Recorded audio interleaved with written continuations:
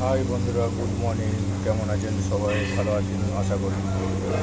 আজকে হচ্ছে কলমি শাকের চচ্চড়ি। আপনারা দেখতে পারেন, এই যে কলমি শাক, এখানে একটু আলু ভেজে নিয়েছি, বড়ি ভেজে নিয়েছি। এখানে মশলাটা হচ্ছে সাধারণত সাধারণত কলমি শাক কেউ খেতে চায় না। হ্যাঁ, কলমি শাক অনেকে ভাজা করেই খাই, কেউ চচ্চড়ি করে না। তো আমরা দুবাই এখানে কলমি শাক চচ্চড়ি করছি। এখানে তো অনেকে খাই না, তা বাকি আমাদের তো ভালোই লাগে। বাকি সেইভাবে ঠিকঠাক বানাতে হবে। হ্যাঁ, দেখতে পাচ্ছি ক্যান্টিনে আজকে পুরো খালি, পুরো ক্যান্টিন খালি। 3জন আছি মাত্র।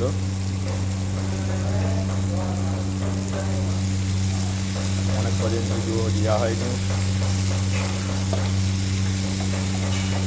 2-4 দিন মানে রান্না বান্না করিনি আর কি। আবার ডিউটি যাচ্ছি, সব দিন তো শরীর ঠিক থাকে না।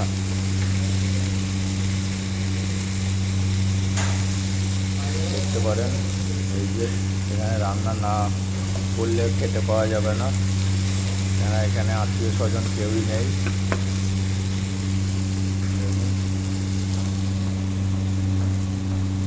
তো একটা জিনিস বলি বন্ধুরা, এই যে কলমি শাক অনেকে সেদ্ধ করে জল ফেলে দেয়, কিন্তু ওটা টেস্ট হয় না।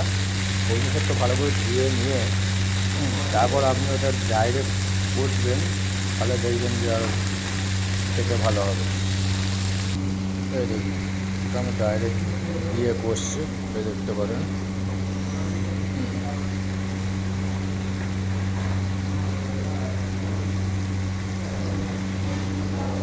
ডাইরেক্ট দিয়ে কষলে এটা জিনিসটা ভালো হবে।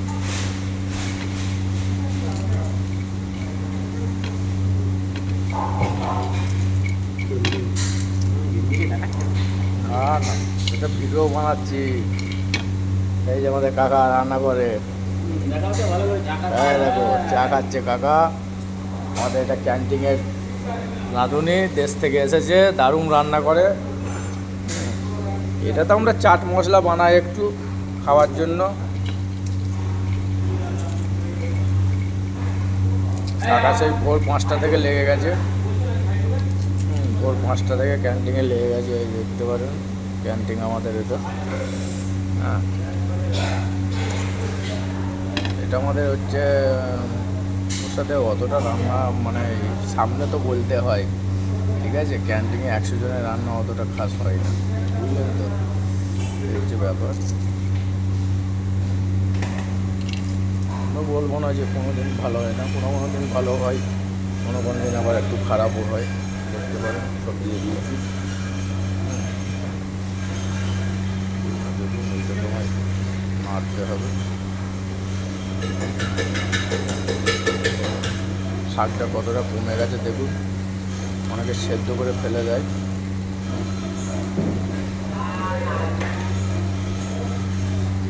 শাকগুলো দেখুন যেন মনে হচ্ছে মাঠ থেকে এইসবে তুলে নিয়ে এসেছি।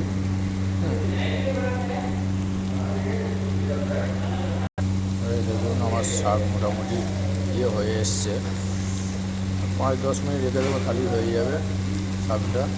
ভিডিওটা আমি বেশি বড় করতে চাইছি না।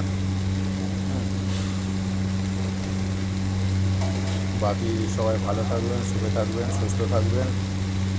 লাইক শেয়ার কমেন্ট করবেন। Bye bye.